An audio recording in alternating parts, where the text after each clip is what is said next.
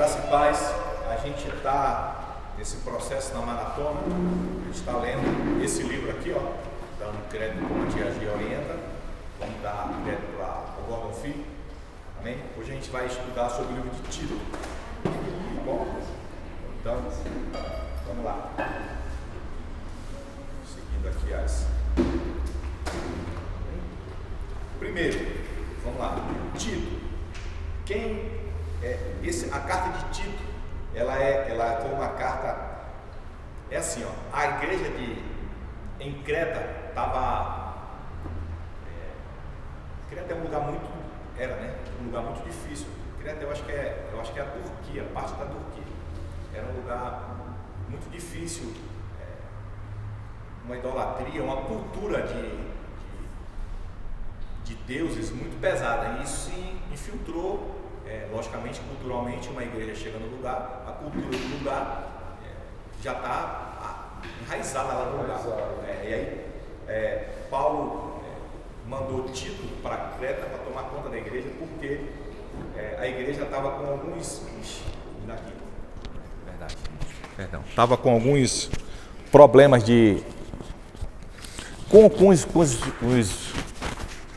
os pastores, os líderes, estavam com problema, a igreja estava tendo dificuldades no seu andamento, né? Essa é a grande verdade. Então, o conteúdo ela é uma carta que que orienta como trazer os anciãos, como formar, por exemplo, algumas qualidades de como os anciãos deveriam ser. Então, ele estava montando um corpo para a igreja, porque a igreja cresceu, a igreja estava em casas e começou a se desenvolver e faltava pessoas para gerir a igreja de forma correta. E quem estava gerindo as igrejas eram homens que se diziam crentes, mas não eram. Eram judeus que tinham uma conduta errada. Então, parece com algumas igrejas hoje, né? Tinha falsos mestres, tinha problema com finança. Creta tinha um problema de caráter muito grande. Os cretenses, inclusive, por exemplo, esse nome cretino, né, vem desse lugar. Engraçado, né? É um cara que quando o cara falava assim, um cara cretino, o cara é de Creta, tinha até um poeta, eu esqueci o nome do poeta, que ele dizia que o cara de Creta era mau, a sua natureza ele gostava de enrolar, de se dar bem, entendeu? Era uma falha de caráter muito grande que tinha cultural naquele lugar. Então Paulo mandou Tito para isso, para ele ajustar a igreja lá, perfeito? Então, o autor é Paulo e a data é no 62, entre as duas prisões. Ele foi preso 2 vezes, né? E entre essas duas ele escreveu e escreveu Timóteo e escreveu Tito e Filemão próximos. São cartas próximas. Inclusive, a gente vai ver depois no próximo livro que a gente vai dar, que o Tíquico que levou a carta junto com essa galera, tudo no mesmo tempo, né? Porque hoje a gente fala tempo, a gente pensa que é agora, né? Mas lá tem tempo. Uma viagem de barco demorava, tudo era mais demorado. Então eles estão na mesma época, tá certo? Vamos lá. Para quem chegou lá? Para quem era essa carta? É para Tito, que era um gentil. Eu até coloquei aqui Gálatas 2. Vamos lá em Gálatas, para a gente não ficar só de boca, né? Vamos em Gálatas. Um texto que, para a gente achar esse... Volta um pouquinho só a Bíblia aí.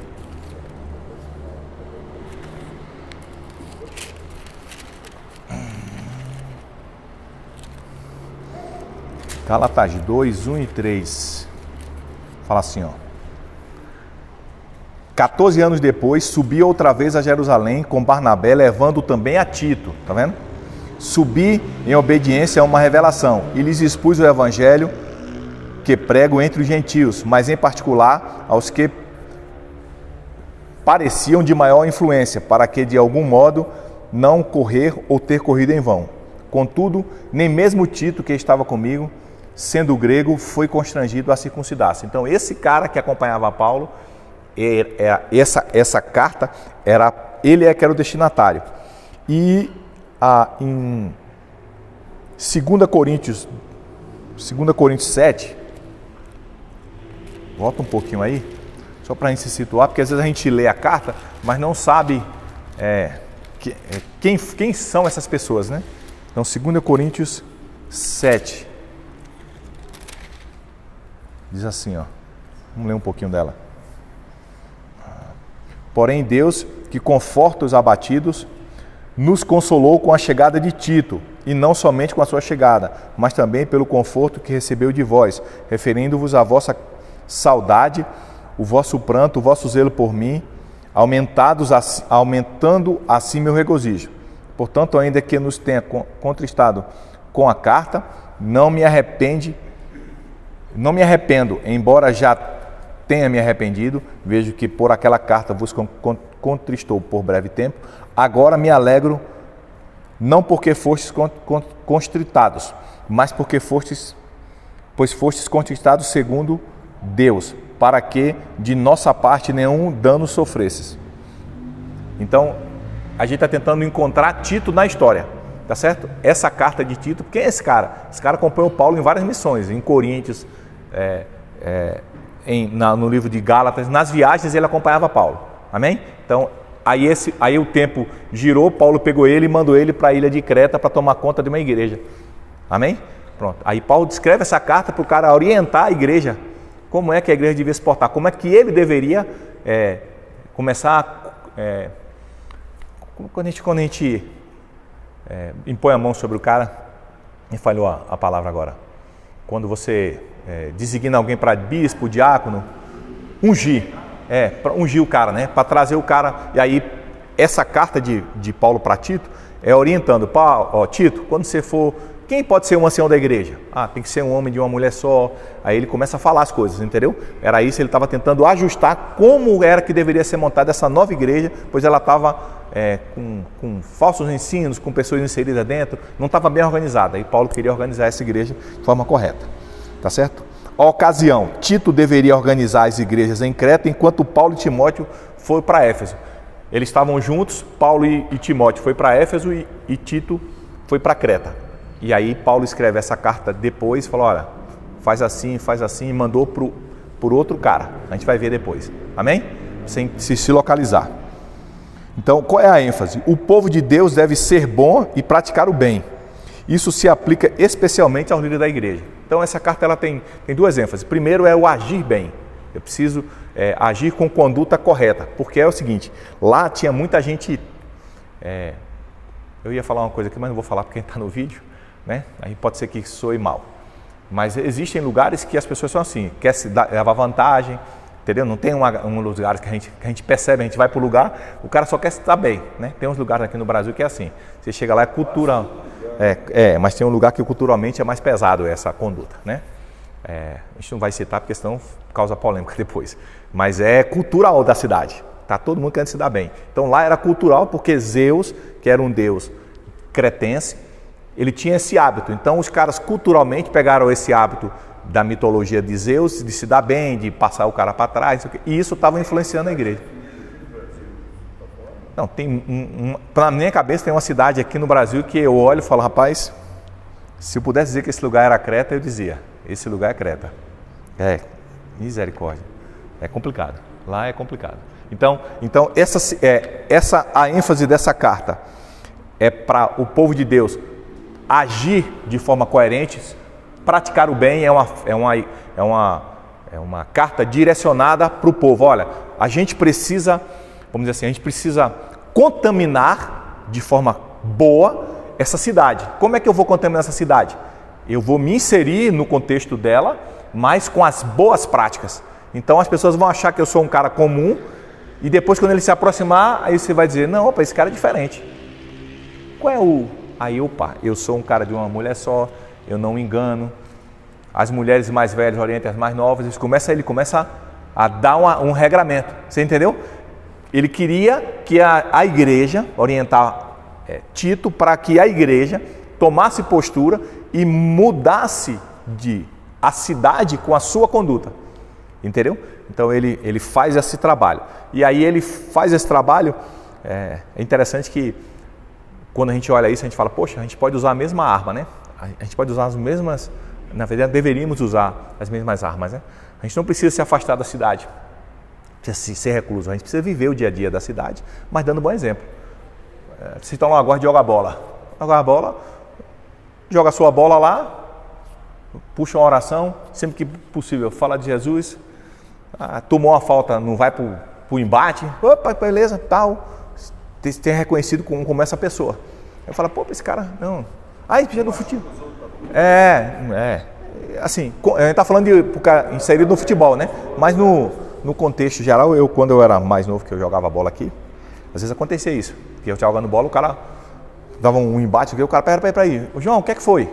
Aí eu, tal coisa, o cara, beleza. Tipo isso. O que foi isso? Às vezes acontecia do cara fazer uma besteira, sei lá, o cara foi falta, não foi, não sei o quê, o cara, você vê o embate, o cara fala, peraí, João. Aí eu disse, não, pô, foi falta. Aí o cara, não, então tá bom. Então já estava...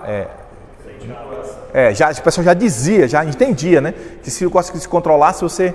Então essa era a intenção de Paulo. E aí Paulo usa o mecanismo da graça para trazer essa notícia para eles. Olha, o evangelho da graça porque assim, imagina uma sociedade que tinha a cultura com deuses, entendeu? Aí você começa a falar de Deus, do Zeus, que era o Deus de lá, entendeu? Com algumas características, e o cara fala, Zeus falou, não, o Deus que nós servimos não é esse que você está falando aí não, cara.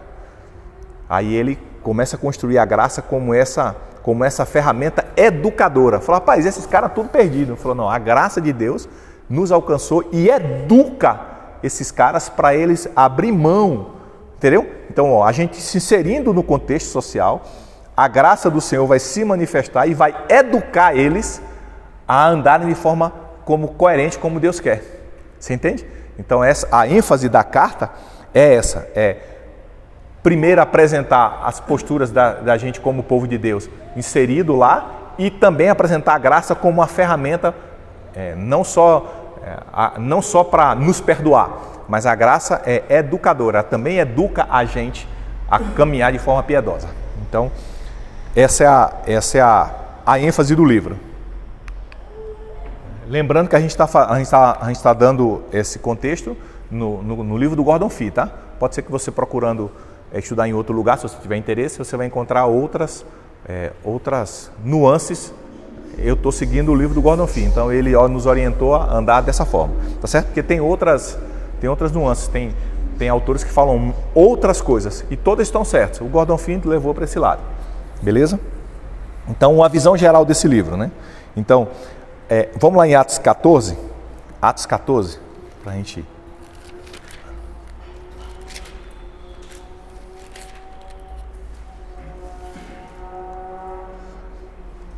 Atos 14, versículo 23.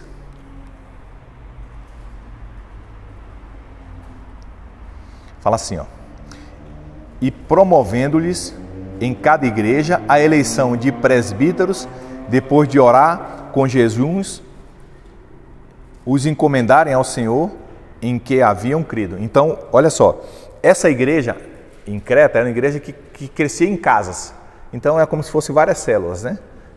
Quem participou desse projeto de células sabe o que é isso. Em cada casa tinha uma igreja.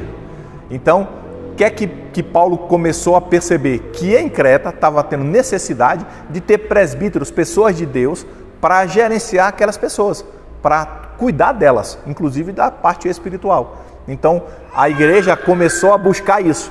Em Tito, Paulo estava orientando, Tito, procura presbíteros, procura anciãos, procura ter pessoas que ajudam no andar da igreja com tais características, entendeu? Então, essa é uma visão geral que Tito recebeu, tá certo? Então, outra coisa, a carta apresenta uma orientação para a organização das igrejas. Vamos lá em Tito. Tito 1. Vai em Tito.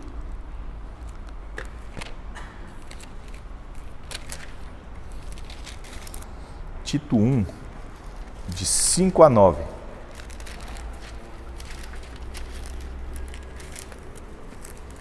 Diz assim,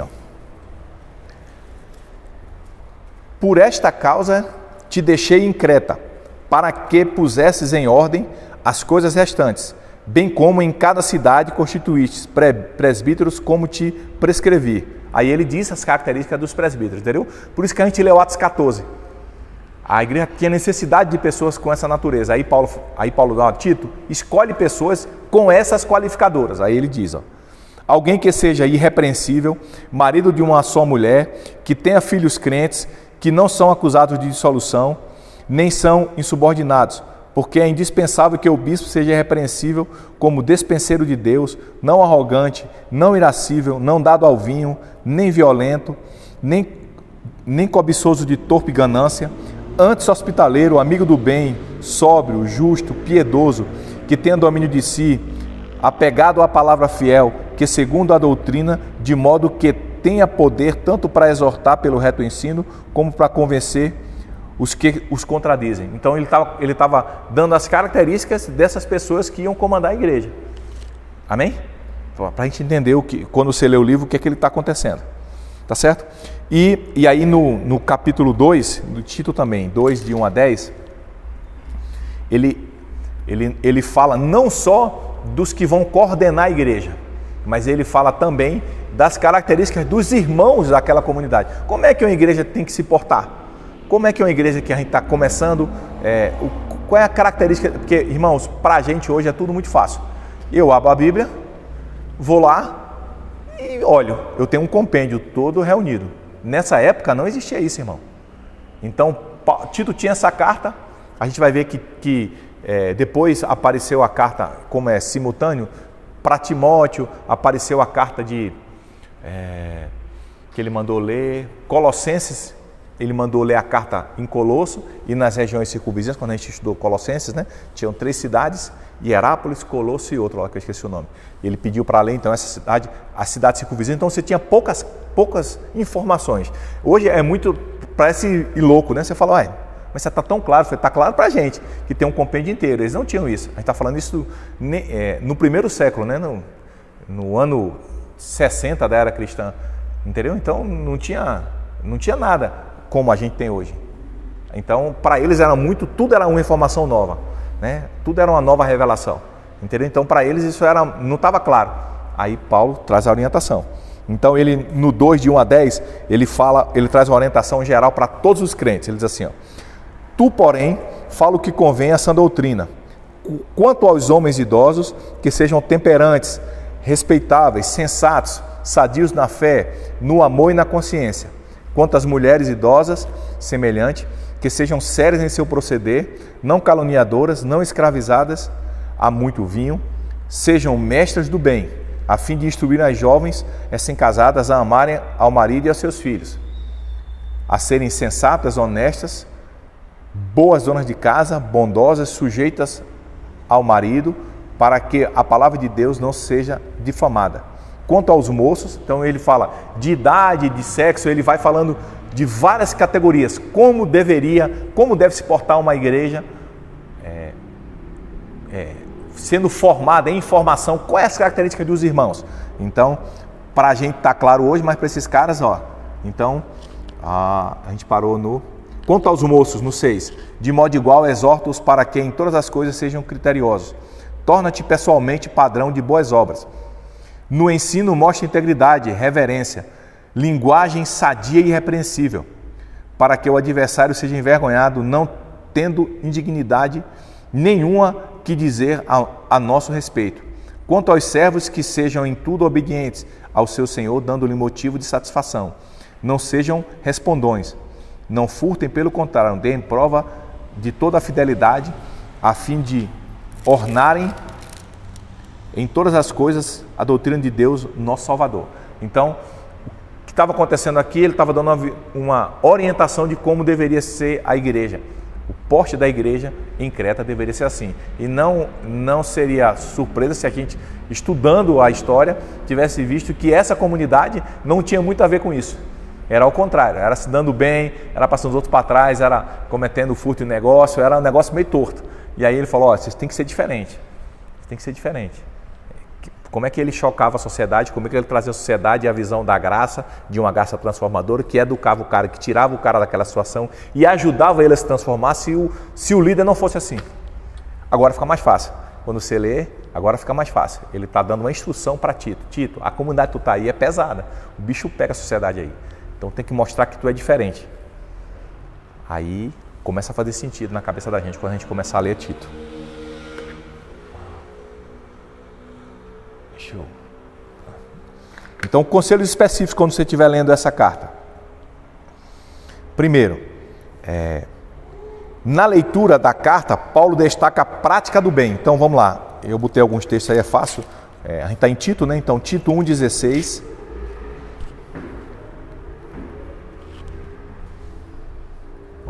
No tocante a Deus, professam conhecê-los, entretanto, o negam por suas obras.